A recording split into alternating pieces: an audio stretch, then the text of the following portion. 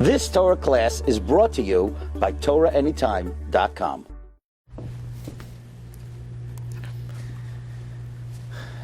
Gemar Chasima Tova to everyone. This time of the year, perhaps more than any other time, is a time of memories. We had Zichroinos in the Tfilos of Rosh Hashanah. We'll have Yizkar on Yom Kippurim, and we say Zachreinu L'chaim, remember. And for me personally, this Yomim Noraim season is a time of very vivid memories, a time when the floodgates of memories have opened wide. Tavshin Pei Aleph was a year of great bracha, full of the chesed of Hashem, but it was also a very difficult year for our family. First, on the first day of Pesach, the morning after the Seder, my revered grandfather, Harav Mordechai Leib Glatstein, Zechatzak Levracha, passed away in his 106th year. He was a Holocaust survivor, someone who knew Ger Rebbe before the war, a Ben Bayis by Rabbi Menachem Zemba. He was a survivor of Auschwitz. He saw Mengele. He saw Eichmann. He was literally put into the crematorium and yanked out. He survived the Rabbanus of America for over 70 years. We can aptly apply the phrase Tzadik Yisoid Olam. And then 127 days later, on Chav Zayin Av, my beloved grandfather, my mother's father, Reb Shimon Yoshua Hirschfang, who came from a very different background. He grew up in the Bronx in the 30s, during the Great Depression, in poverty. At the time, there were only 600,000 Jews. There were 600,000 Jews in the Bronx. Only 600 boys went to the yeshiva. The assimilation rate, the rate of hitbolelut, the rate of acculturation was astronomical. And my grandfather overcame many challenges and hurdles to remain an Erlich Chayid, was a tzaddik in his own right, one of the founders of Reb Hillel David Shul in Flatbush. And although he lost his hearing, and because of that, his sense of balance suffered, he was unsteady as he walked, but even in his old age, he trudged from Beis HaKnesses to Beis HaKnesses in Flatbush, collecting money for Aniyei Eretz Yisrael. Anyone who's ever heard me speak knows how often I spoke about my grandfathers and how dear they were to me. And I tell you, when my grandfathers were alive, it gave us a sense of security. They were our foundation. They were the bedrock of our existence. And truthfully, it made me feel like a kid. I have grandparents, Baruch Hashem parents. And with the loss of grandparents, your security is shattered. You're a step closer to the Olam HaEmes. The haunting words of the Yushalmi become even more meaningful. The Yushalmi Moed Katan Perek Gimel teaches us and compares a family to a pile of stones.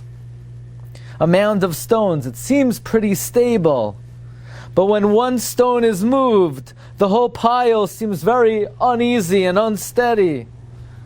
That's how we feel. And thinking about all the memories and what the loss of my grandparents means to me.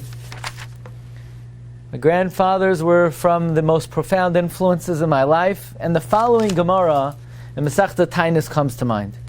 The Gemara Masechta Tainis on Daf Chav Gimel tells us the story of Choni Amagil, who was once walking. He's walking on the road and he sees a guy planting a carob tree. Now, why anybody would want to eat a carob, why anybody would eat buxer, that's one of the great mysteries of life. And Choni says to the guy, you're planting a carob tree, how long will it take to produce fruits? Guy says it will take 70 years. Choni says, you're so sure you're going to live 70 years? And the man responds, Hayi Gavra Alma Becharuva Ashkachte. That guy, meaning me. A world with a carob tree I found. Ki hechi deshasli li avosai shasli nami levrai. The man said, I came into the world with a carob tree, and my ancestors didn't plant it for themselves. They planted it for me, for their children and grandchildren. The least that I can do is do the same for my descendants. This is the hargasha that I have. whatever humble, meager hatzlacha that we have, whatever small madregos that we've been able to accomplish, it's only because we saw the greatness of our ancestors, their emunah, their tefillah, their midos. I mean, my grandfather, Zechatzak Levracha, he knew his grandfather, who was a best friend of the Malbim, so I could look at my grandfather, and it took me back 160 years, 8 generations. And the question is, are we prepared to have the same impact on our children and our grandchildren? One of my favorite all-time stories, and I say it all the time, and you may have heard it before, the Ikar Halimud Hi HaChazara. It's a Rabbi Berelwein classic. He actually just reprinted it. We'll say it over B'Shem Amroi in a book of his best stories. I highly recommend it. It's called Heads and Tails, and has a picture of a pretty peacock on the cover. And he tells over that when he was 11 years old, he was a Ben Yachid, 1946, and his father says, Beryl, we're going to the airport. He says, what's in the airport? They're headed to Chicago Midway Airport. What's in the airport? A great tzaddik is coming, a great rabbi, Rabbi Isaac Halevi Herzog, the chief rabbi of Palestine after World War II. And all the distinguished rabbanim are going to greet him and to escort him to the shul to speak. Rav Herzog was a majestic personality, and he lit from the plane wearing a shiny top hat, holding his cane in one hand and a Tanakh in the other. He had a very aristocratic demeanor. We all accompanied him to the shul, and the shul was filled to capacity. Rabbanim, all the Masifta Bachrim, elementary school students, about 200 boys from Masifta and elementary school. And Rav Herzog gave a 45-minute Drasha in Yiddish, and after that he turns to the Bachrim in English. He had been a rabbi in Dublin, and he spoke with a slight Irish brogue.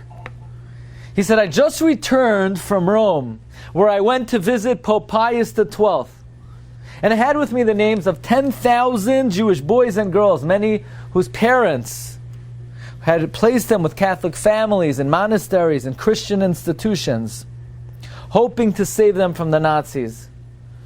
Give me back our children, they're our children. The only reason we gave them to you is because we didn't think we would survive. But here we are, they're our children, you're kidnapping them. We only gave them to you because we didn't think we'd make it. But they're ours. Give them back. And the Pope flatly refused. He said, I can't even give back one child. The rule is, once a child is baptized, we can never return him to another religion. All these children were baptized. I pleaded, but to no avail. Rav Herzog was so overcome with emotion. He put his head down on the lectern and he wept bitterly. I was never so frightened in my life. Everyone in the shul was silent. And then the rabbi defiantly raised his head. His face was red, and he looked like a lion. And he cried out to all the young men standing there, there's nothing I could do for these 10,000 children, but I ask of you, what are you going to do for the children of Klal Yisrael? What are you going to do for the future of the Jewish people? Afterwards, we filed by him to shake his hand, to receive a bracha. He looked each one of us in the eye, and he repeated to each one of us, did you understand what I told you? Don't ever forget it. And Rabbi Wein writes that his entire life, Rav Herzog's words ring in his ears. Numerous times he's been discouraged, disheartened. But then he hears Rav Herzog crying out, what will you do for the future of the Jewish people? And that's what continues to inspire and to challenge him. And that's a question we all need to ask ourselves. What will you do for the future of the Jewish people? And for many of us, the most important contribution that we will make in this world is the influence we will have on our children and our grandchildren. Just to get a perspective of how powerful this influence is, how profound it is, I want to share with you the words of the Sforno.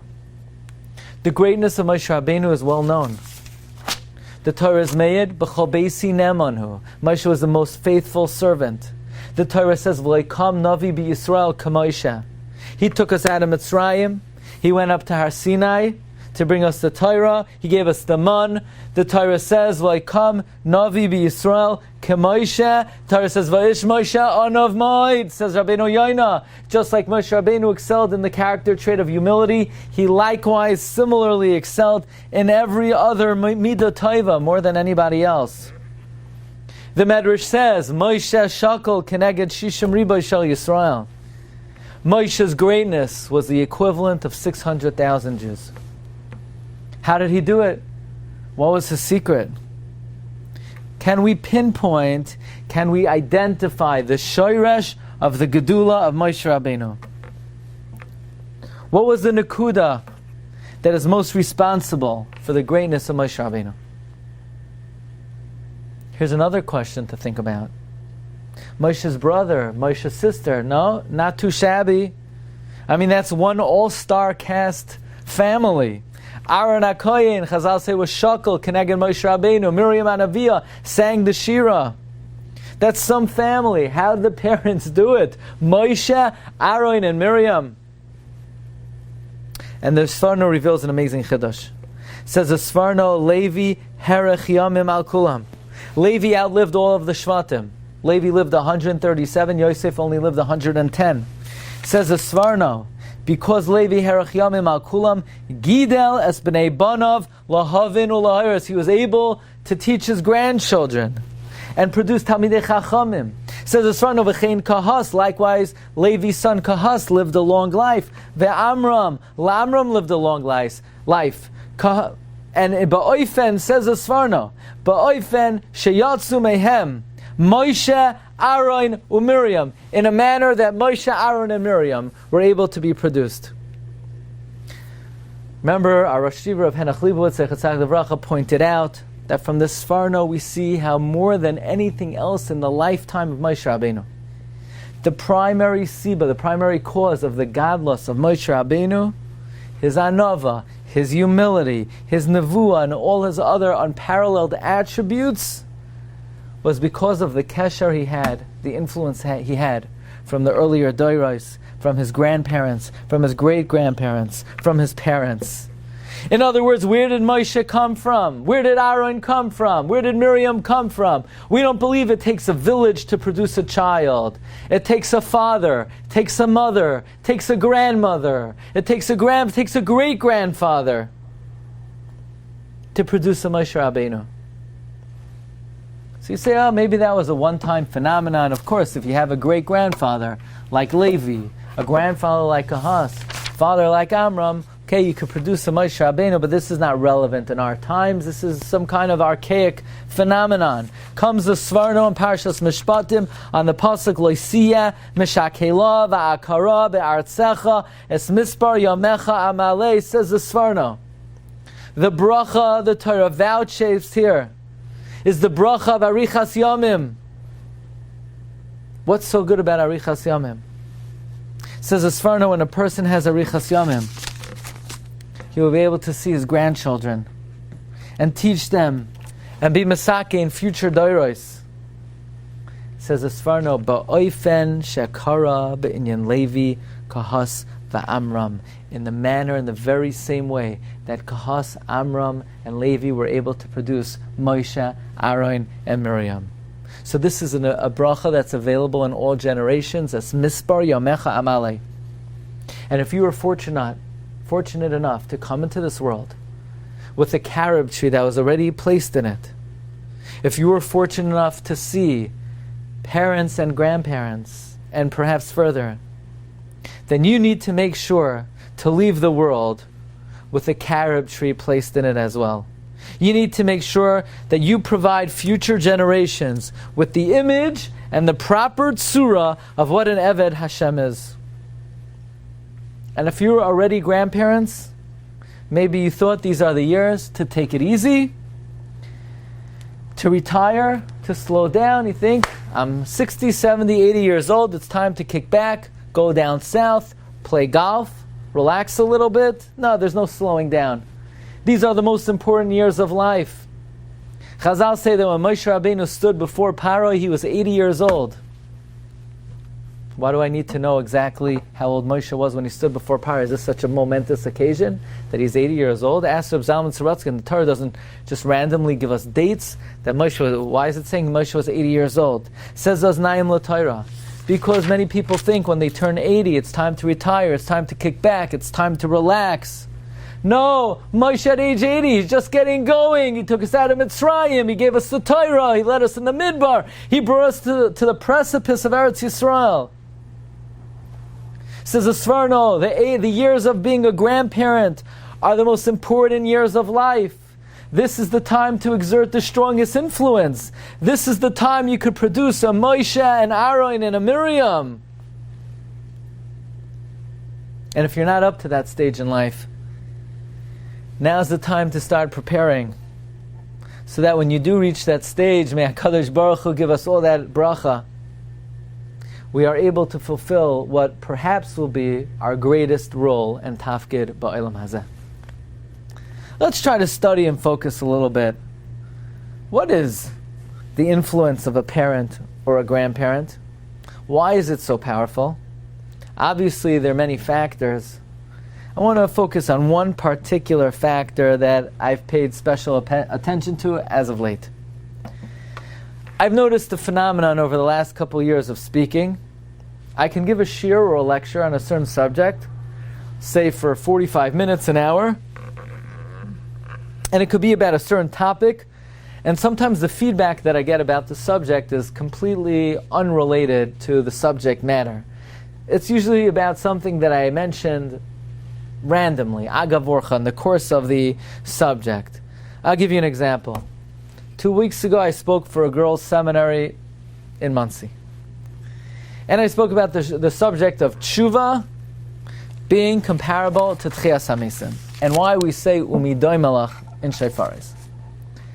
Now, I'm speaking to a girls' seminary, and when you speak to an audience, you want to establish some kind of connection with the audience. So I'm speaking to a seminary. I said, by the way, last night I brought my daughter to the airport to JFK to go to seminary. And the Friday night before she went to seminary, it was very hard for us. It was very emotional. I was weeping. I couldn't even make it through Kiddush. Okay, and then I started the shiur. And at the end of the shiur, one of the comments I got was, Rabbi, beautiful shiur, beautiful lecture. But I wish someone would have cried when I went to seminary.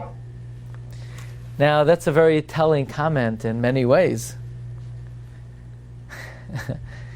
But I was wondering, why would somebody comment on that? I only mentioned that randomly. Agavorcha, maybe I shouldn't even said it. It wasn't part of the shiur. It was unrelated. Was my shiur so completely incomprehensible that that's the only thing the person got out of it? But that's precisely the point. In a certain respect, that's exactly what makes the most impact. You see, the part of the talk which is prepared may not have the same impact psychologically, because that's all it is. It's a prepared talk or a rehearsed speech, and that doesn't have the same authenticity and genuineness of something that's mentioned agavorcha, just as an aside, something that happened to be mentioned. But something that you say agavorcha, that's not just words, that's you. And people are not influenced by what you say, they're influenced by who you are. So you could speak for an hour about Shuva, and it doesn't have the same effect on a person as something that is mentioned in passing, sort of in a moment of full disclosure. That is what the Alshich teaches. You want to teach your children about the importance of Lashon Hara, so okay, I'm gonna take out the Sefer Chafetz Chaim and I'm gonna read, don't speak Lashon Hara, it's very bad, you could lose your... Yeah. It's going to have minimal influence because it's just words, and words have limited effect. Says the Alshich, you know how to influence your children. If when you're saying is on your heart, it's genuine, you really mean it, then you could influence your children. But if it's misafa l'chutz, when it's just words, it's just on your mouth, it will not penetrate the heart of your children. You better mean it. Otherwise, don't waste your words, because they won't accomplish anything anyway. You want to influence your children? It has to be al levavecha. Often it's the unprepared, unrehearsed, off the cuff remark that sometimes has the greatest impact. I remember before one Yom Haraim, my Zayda, Rabbi Shimon Hirschfang, Zechatzak Levracha, he said to me, Dani, daven well this Rosh Hashanah. Hashem listens to your tefillah. And I remember how that remark entered my soul. And I was learning in Beis Medrash, and I was learning about the Koyach HaTefillah, but it was that remark that affected me. It's interesting, even in halacha, there's a certain ne'emanus, a certain credibility, which is lent to the unprepared, unrehearsed, off-the-cuff remark. This is called Meisiach Lefi Tumai. You look in Even Ha'ezar, Siman Yud Zayin, Sif Yudalid, that a Gentile that is Meisiach Lefi Tumai, normally we don't accept the testimony of an Ovek Hachav Mazalais.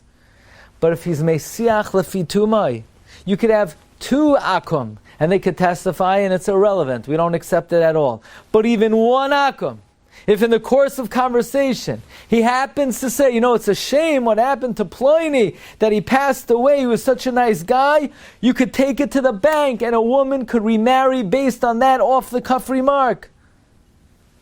Shulchan Aruch adds that the situation has to be that he's not trying to testify, he's just casually in the course of conversation mentioning a fact, then you could believe it.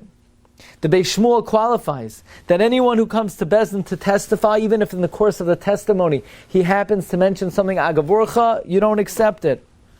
Furthermore, if you ask an Akum, and what happened to Pliny, and he says Pliny died, also you can't believe it. If let's say two Yidden are having a conversation and the Akum says, what are you guys talking about? And they said, we're talking about Pliny, we're talking about so-and-so. He died, isn't it? And the guy says, it's a shame, the guy died. So, you can't believe him.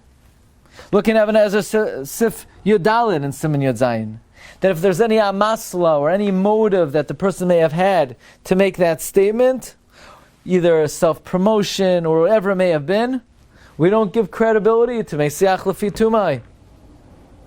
Moreover, if the speaker was a soine, if he was an enemy of the one he spoke about, he has no ne'emanus. It has to be a comment that's said completely randomly. The subject was not being brought up without any suspicion of motive. But when all the conditions are met, it is the unrehearsed, unprepared, off-the-cuff remark that is given the most credibility in halacha. It's the most powerful and compelling statement. And this is one dimension of the influence of a parent and a grandparent. It's not the speech, it's not the classroom. The child hears from the parent casually what the parent really feels about Torah, about Rabbanim, about HaKadosh Baruch Hu, about mitzvahs, and almost on a daily basis the child picks up one Meisiach Lefi Tumai after another.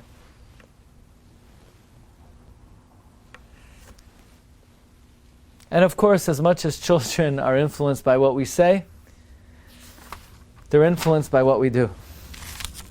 We know Yosef HaTzadik was faced with the most alluring temptation.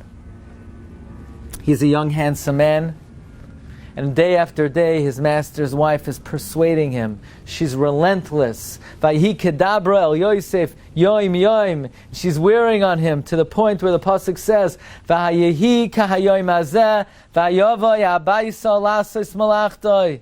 That finally the day came. And the Gemara in Soita says, Lamed Vavam Beis, that Yosef had finally given in. Shneim ledvar avera niskavnu. And Chazal describe vividly how Yosef was about to commit the act. Ayin Sham Gemara, the description of where Yosef was holding, he basically was about to commit the Avera, and at the very last moment, what stopped Yosef? Was it Yiras Shamayim? Was it Emunah?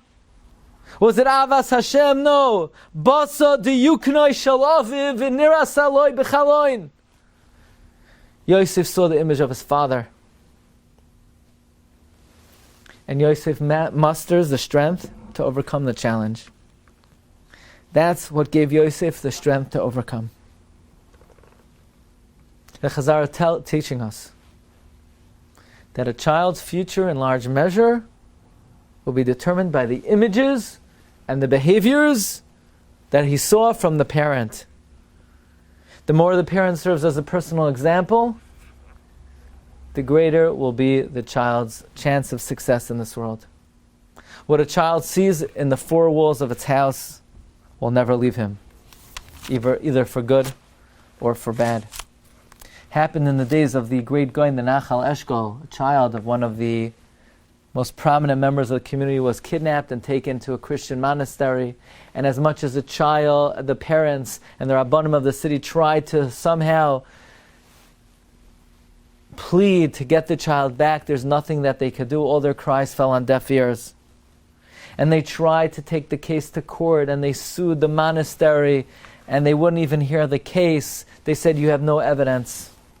And years passed, and all the while the boy's parents never ceased their efforts, and finally they pled with a judge who they thought would be more sympathetic, and the judge opened the case, and he said, look, I understand what you're saying, but who's to say you're telling the truth? Maybe the monastery is telling the truth. They said this boy's been a Christian his whole life. Therefore the judge said, I'm prepared to give you a one-time chance. You can have audience with the child for 5 minutes. If you succeed in removing him in those 5 minutes, he wants to come back with you, then that's a proof that it's your child. Otherwise, the case is closed, and that's where the child will remain forever. And the parents were somewhat encouraged. Still, they had no idea how they're going to be successful in those 5 minutes. They knew their child had been indoctrinated, and they knew their child had been brainwashed. How in the world are they going to remove this child? And they went to the Rav, the Nachal Eshkol, and the Nachal Eshkol tried to calm the parents, and he said he'll help them, he'll even go with them, and with the help of HaKadosh Baruch Hu, perhaps they will be successful. And the parents were even more encouraged, but when that fateful day came, they were shaking walking into the monastery, their knees were buckling. And amazingly, the Nachal Eshkol was accompanying them, and he was wearing his kittel that he wears on Yom Kippur, and his white yarmulke. And they had just 5 minutes to persuade this child. What could they possibly tell the child in 5 minutes? And it was a heart-rending scene. On one side sat the parents, sat the Rav, and on the other side sat the boy. The mother and father looked at the boy. They look at the Rav, and the Rav said no word. And the Rav began to hum the tune, the haunting tune, Kaya nidrei v'esarei v'kainamei chinusei. And the boy is sitting there, he's transfixed. He's like off in a trance. He's fixated on this niggin. And there are only 2 minutes left, and the Rav continues, Din darno dishtabahana.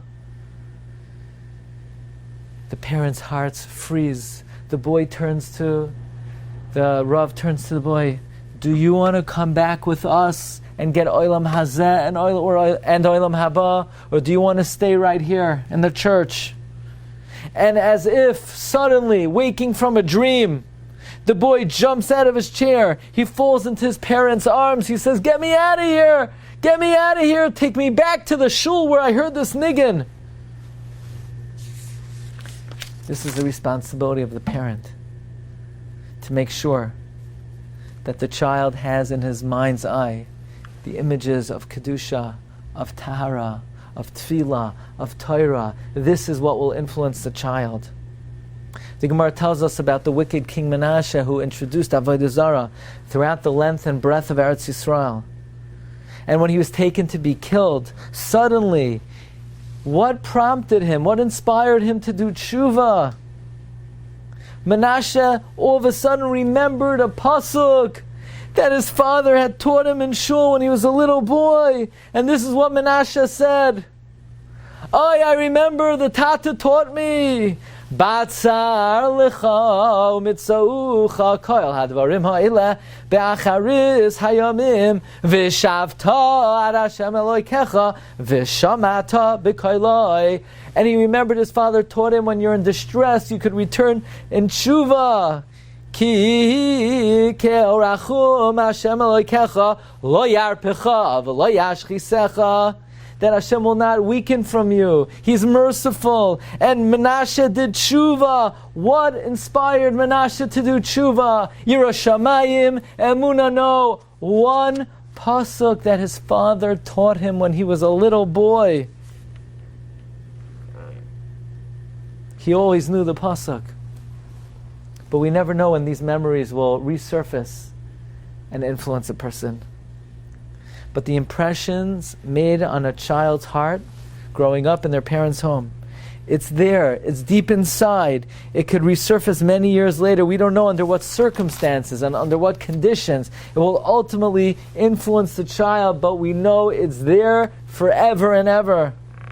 And our challenge as parents is to create those special memories and moments of dedication and mesiras nefesh. The way a parent says unasana toikef, it should be etched, it should be seared on the heart of a child. The way a parent makes a shechiyanu on a Yom Tif, what image will our children have of us? Oh, I remember mommy. Yeah, she was always on the phone. Oh, I remember my relative. He was always watching a big screen. We have the opportunity to make Kiddush memorable, Havdalah memorable, to make Birchas Hamazon memorable. These are the holy moments that accompany our child forever. About 6 years ago, I had the privilege to speak in a wonderful community down south in Memphis, Tennessee. Right off the Mississippi River, you could go to the Bass Pro Shop. You go up the tallest freestanding elevator in America, and from there you could see a nice chunk of the Mississippi River. And one of the highlights of my trip was meeting a Zakein, a Yid who was in his 90s, mid-90s. His name was Yehoshua Kutner. And I was stunned to hear the name because my great-great-grandfather was a student, was a Talmud of the great Poila Shagain, Rabbi Shulami Kutner. And I believe somehow he was named after him. And he told me one of the most moving stories that I ever heard. He said he was born in 1920. His father came to America from Warsaw. His mother came from Galicia. During the Great Depression, he said his parents were so poor that during summer vacation he would get some ice cream, he would cover it with dry ice, and he would try to sell the ice cream. And there was a busy street right outside Lincoln Terrace Park. And he'd go out to where the trucks were stopped, waiting for the light, and go from one truck to another, selling ice cream. And on a good day, he could make as much as $1, which was like 2 weeks' salary back then. But he brought every penny back to his mother because they could barely buy food for the family. He said, we were poor, but our Rabbeim in yeshiva were even poorer. In 1930, he says he was 10 years old, and the Rabbeim in Yeshivas Chaim Berlin were starving. It was the Great Depression. People who owned big businesses, they stood on the corner selling apples. They were selling buttons, handkerchiefs, socks, just to buy some food. A quart of milk cost 5 cents. Loaf of bread cost 2 cents. Newspapers were a penny. And people couldn't even buy basic staples. One day they called me and my 2 brothers into the office. The Rabbeim had gone on strike because people didn't pay tuition. Chaim Berlin had no money to pay them because who could pay for tuition? The total amount of money my parents owed for their 3 boys over the course of many months that we hadn't paid was $6. We were told, either come in tomorrow with $6 or don't come back.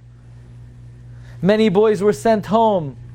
They went to public school, and they were lost forever. We came home, our parents didn't know what to do. We had no silver candlesticks to sell. There was nothing in the house but junk. But my father owned one bad suit where the jacket actually matched the pants. Mom said, take the suit to the pawn shop. Maybe you could get some money for it. Get $6 for the suit. My father went to the pawn shop. He explained the situation. The guy says, come on, this is not worth $6. Maybe $3.30.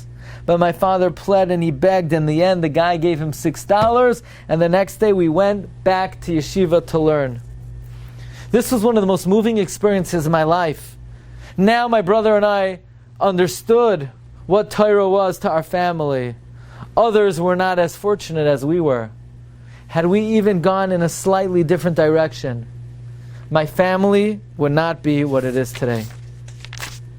My father never had money to buy his suit back. But you know what he got back instead? The Rebbeinu Shalom gave him generations of B'nai Torah, Yirei Shamayim, all my children, grandchildren, great-grandchildren are from Erlich HaYidin because of that suit. Aaron HaKohen wore 8 begadim. Regular Kohanim wore 4. My family too had Big Day Kahuna. We sold them for $6.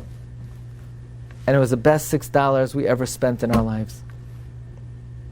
The choices, the decisions we make today reverberate beyond today. They reverberate beyond our lifetime. Decisions we make today will determine the fate and what our children will be like, our grandchildren, and our future generations.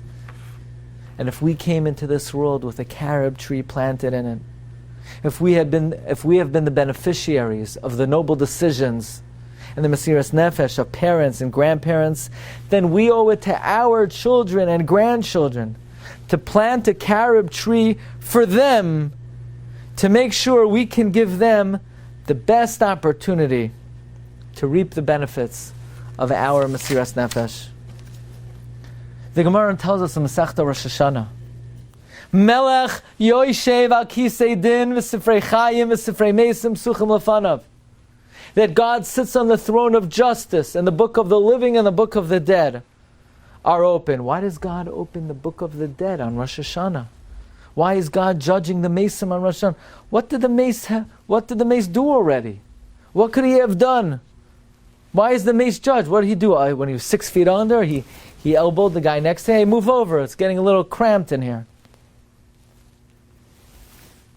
Why do the Mesim need to be judged every Rosh Hashanah? They were judged last Rosh Hashanah. They were judged when they died. Why do they have to be judged annually? But we say in the davening, Ata zoicher masei olam ufoiked kol yitzurei kedem, that the Rebbeinu Shalom judges all of mankind annually. Why is Rebbeinu Shalom judging the Mesim? And the Mordechai writes, quoted by the Beis Yosef, that we give tzedakah on Yom Kippur because the Mesim need kapara. The Ramah in Siman Tafrei Yud cites the Kolbai that we light a yahrzeit candle for the Mesim. Why? Says the Mishnah Brura, Timachaper for the Mesim. What do the Mesim need kapara for? The Ramah in Siman Tafrei Chaf Aleph says that we say Yizkar for the Mesim. Why do we say Yizkar? What do Mesim need kapara for? I mean, Mesim, they're speaking Lashon Hara? The latest statistics that I read is that Mesim have a very difficult time speaking Lashon Hara in the grave. In fact, the Ramah writes in the Darkei Moshe, why is it called Yom HaKippurim, plural? Because it's a day of kapara for the living and for the dead. What do the Mesim need kapara for? Rabbi Shua Heller, a great Talmud of the Reb David Tevel, the Nachlas David, 1814 to 1880, he offers a haunting explanation. He says, here you have a good man. His whole life he lived with Yirei Shamayim. He davened Erlich. He came early to davening. He was an honest person. He was a tolerant person. He was Mekabel Kol Adam B'Sever Panim Yafos. He went up to Shamayim and they gave him a nice place in Gan Eden, a corner property with nice landscaping. Next year Rosh Hashanah comes. They call him. They say, Rabbi Yid, You're moving. So, moving? Why am I moving? Yeah, you're getting a promotion. We got you a nice spot in back Gan Eden. Back Gan Eden with Besser mention. Tell you the truth, what did I do? I haven't done anything here in Gan Eden that I should get a promotion. They said, actually, you're right. You didn't do much, but you had 2 sons. And this year they worked honestly because they learned from your example. So you're getting a promotion. And you know, the guy who used to sit next to you in shul, he's coming early to davening because he learned from your example. So this is new income for you. Great, he said. The next year, they come to him and they say, Rabbi Yid, you're moving. Don't worry, we take care of all the moving expenses and we'll move you in a cinch. Where am I going? You're going to the Hamptons of Gan Eden. The Hamptons of Gan Eden. Why? He said, well, you had another 2 grandchildren, and they're B'nai Torah, and your great-granddaughter, she's Medakdek B'tznius, because of your example. He said, but I already collected dividends last year. No, this is annual dividends. This is a new din. These are new reverberations of your actions. And this tzaddik is Yelchu Mechayel El Choyel. He's going from one madrega to the next. This is what the Gemara means. Tzaddikim ein lahem menucha, loy ba'olam hazeh, loy ba'olam haba. And on the other hand, here's another guy. He used to come for part of the davening. And, you know, he wasn't careful about the way he spoke. And he wasn't careful about what he looked at or how he spent his free time. And he racked up quite a nice peckle of demerits. So he went up to Shamayim and they gave him his oinshim, and it was not pleasant. And for his schar, they gave him a 1-bedroom apartment in the slums of Harlem in Gan Eden. And then comes the next Rosh Hashanah and they tell him, pal, pack your bags. You're being evicted, and there's 2 scary malachim who throwing him out of his apartment. So where am I going? You're going to a bench on Central Park. You see, you know, you used to only come to half of the davening. Half the davening you spent in your mita, and the other half you spent in shul. So your kids, they tried out both, and they enjoy the bed more than they enjoy coming to shul, so they spend the whole davening in the bed. So therefore, it's all your fault. You're getting out of your apartment. You're going to have to be a homeless guy on the bench. And then the next Rosh Hashanah, they come to him, they, pal, we're moving you. You're moving to the floor of the subway station because you have another few grandchildren. They became so disconnected, and it was because of your example. Because a person's actions reverberate beyond one's lifetime. This says the Todas Yeshua is what the Gemara means in Kedushin. Avera sha'oise peiros yesh lo peiros. That is why the Gemara tells us that on Rosh Hashanah, not only are the Sifrei Chaim opened, but the Sifrei Mesim as well. And then in a footnote, Rabbi Shua Heller adds that he saw in a very precious sefer of Rabbi Aviad Sar Shalom, who lived in the year 1729. By the way, Rabbi Aviad Sar Shalom was one of the Gedolim in the times of the Ramchal, one of the Gedolim who defended the Ramchal when the Ramchal had a very big controversy. And the Rabbi Aviad Sar Shalom wrote a sefer called Emunas Chachomim, and the Chida speaks about this sefer, that it's a wondrous sefer, Emunas Chacham, that Rabbi Aviad Sar Shalom said that in 10 years he mastered all various disciplines and Chachmos, but Talmud Bavli is well beyond any of these Chachmos. And says the Todas Yeshua, anyone who wants to have Emunah in the Torah needs to get a hold of the sefer Emunas Chachamim. And the Emunas Chachamim quotes Rav Moshe Zakuto and his Perush on a pasuk in Yirmiyah. The pasuk says, Gadol ha'etza v'rav ha'aliliyah asher einecha pekuchos hakol darchei b'nei adam laseis leish kedracha v'chafri ma'alalav. Literally, the pasuk is saying that Hashem's manner of reward and punishment is inestimable, because when He rewards someone, He scans and analyzes the repertoire, the ways of all of mankind to punish even one person. Now, why does Hashem have to examine all of mankind just to punish one person or reward one person? Says Moshe Zakuto, because a person's actions reverberate to one's family, to one's friends, to the people sitting next to a person on their table in shul, to their neighborhood, to the whole world. So for Hashem to reward or punish someone, He has to examine the record of all of mankind. Says Rabbi Aviad Sar Shalom, why is it that in Sefer Melachim the Navi doesn't mention anything about the tshuva of Menashe? We mentioned earlier in the Shiur, Menashe did tshuva. Why is it not mentioned anywhere in Sefer Melachim? It's only mentioned in Divrei Hayamim. Why is it not mentioned in Melachim? Says Rabbi Aviad Sar Shalom, because Menashe was not only a choite, he was machteas harabim. And b'chol machteas harabim ain't speaking the other last tshuva. That means his tshuva is not accepted, because how incongruous it would be to allow the person back into Gan Eden, where all the people he influenced were in Gehenim.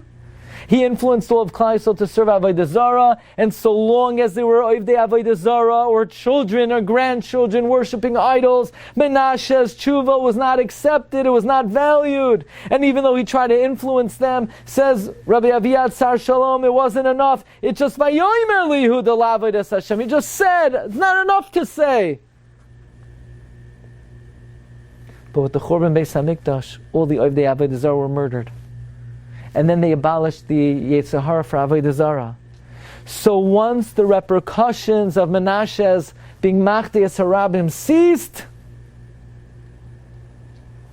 only then was his tshuva accepted. And therefore in Divrei Hayamim that came after, then and only then is the tshuva of Menashe recorded.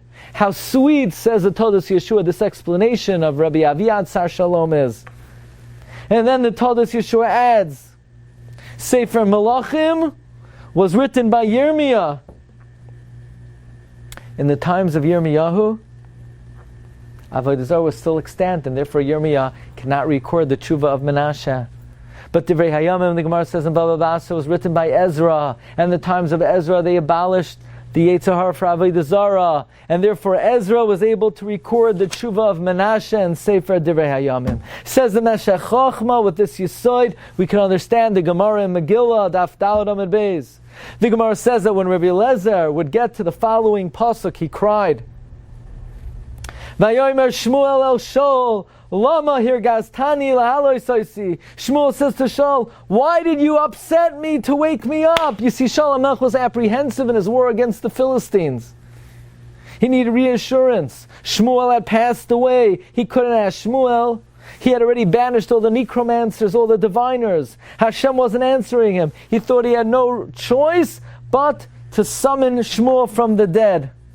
So he called the last remaining diviner, a woman who raised up the spirit of Shmuel. And Shmuel was afraid. He thought he was being summoned to Rosh Hashanah, to Din. And the Gemara says that if Shmuel, the tzaddik, was afraid of Rosh Hashanah, then asal achas kama v'kama.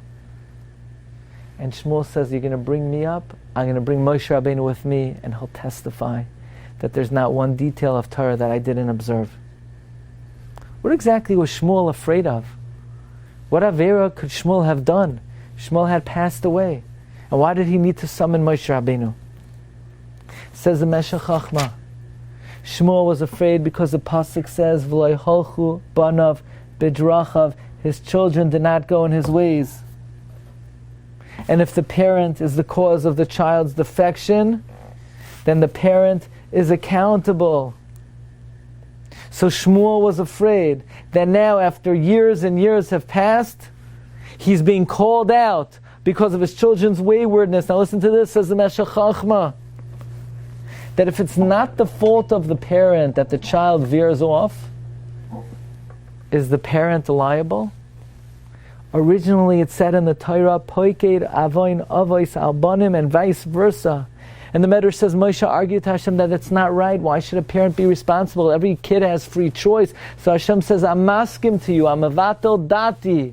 If it's not the parent's fault, the parent is not liable. And therefore I'm going to write in your Torah and Sefer Devarim, Lo yumsu avos al banim, uvanim lo yumsu al avos.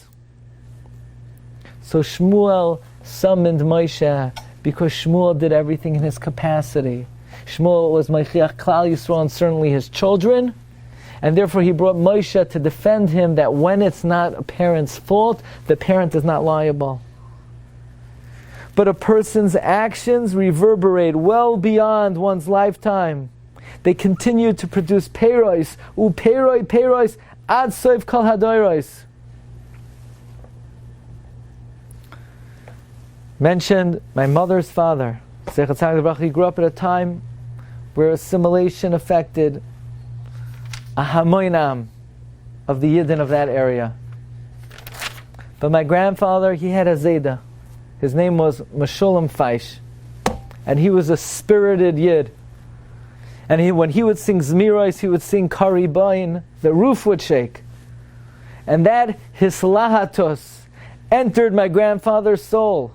And it made him a faithful, loyal Jew. And you can imagine every Rosh Hashanah they summoned Meshulam Feish and they said, Rav Yid, we're giving you a promotion this Rosh Hashanah. He said, for what? What did I do here in the Olam HaEmes? He said, no. It's when you sang Kari Bain. You sang it with such devekus. Now you have a great, great grandson in Cedarhurst, Glatstein. He has boys. They daven in shul very nicely. That's your credit. It's because of you. It's because of the Zmiros, the dveikus that you had. And maybe if I have a little bit of your shamayim, because I would go to my grandfather, Zechat Tzag Levracha, on every Erev Yom Kippur. I don't know if I missed even one. And the Zayda would give me a bracha with bitter tears. They should have your shamayim and avas haTorah. And if we have any zuchusim, I'm sure it's a big aliyah tar Zayda. Says Rabbi Yeshua Heller, Al zois yecharad levav ha'adam. For this, a person's heart should tremble. Besito yalibai. When he thinks, when he realizes, as kol hamasim sha'asa tachas hashemesh, all the actions that a person did in their lifetime, yivlu aisai, they will outlive a person. La'an he noitin. What direction are your actions going in? Im parim, yu kodesh ulam Hashem. If they were holy, they would produce beautiful fruits. But im chamas taninim yenam, but if they were bitter like wormwood, v'yitain shama din v'cheshbain aleim, you're going to have to pay the price over there for them. V'al peiroseim, and for all the repercussions and all the reverberations. Upeirei peiroseim midardar.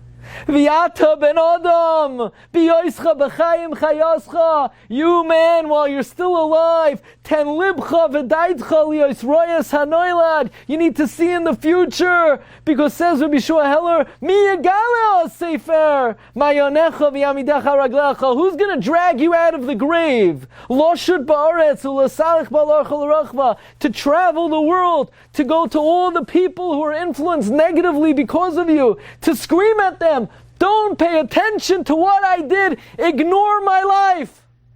Who's going to shake you off from the grave to be able to retrieve all the negative impacts you had? Says Rabbi Yeshua Heller, what you do in this world, it makes a difference. What you do today, it makes a difference. What you'll do tomorrow makes a difference. Life counts. Life's not a joke. Life is important. So what will you do for the future of the Jewish people? There's a lot you could do. How about start with the people sitting next to you in shul? Start with your neighbors. Start with your wife. Start with your children.